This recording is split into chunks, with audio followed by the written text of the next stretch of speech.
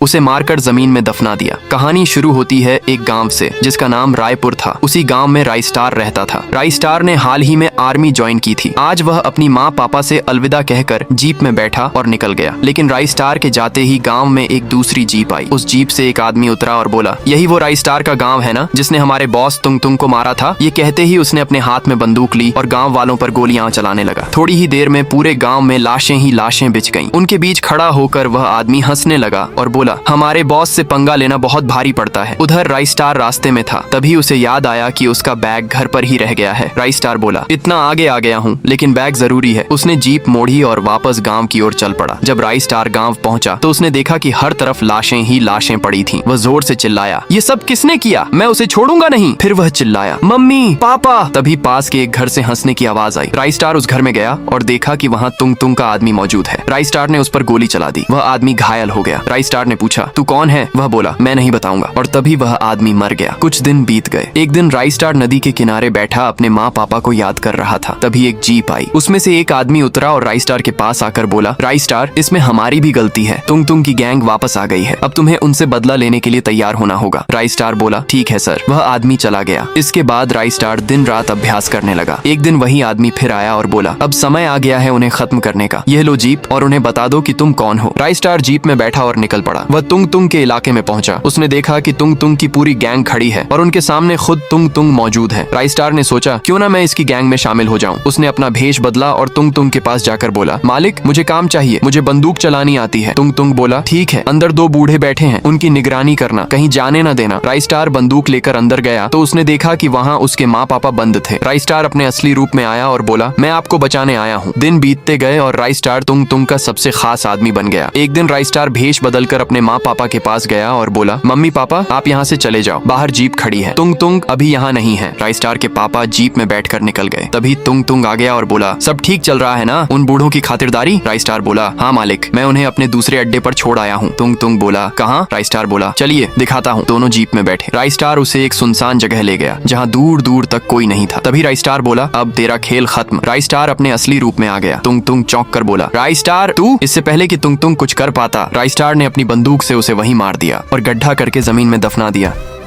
So guys, हमारा channel कुछ दिन से डाउन चल रहा है तो प्लीज एक लाइक और एक सब्सक्राइब करके अपने भाई को सपोर्ट दिखा देना।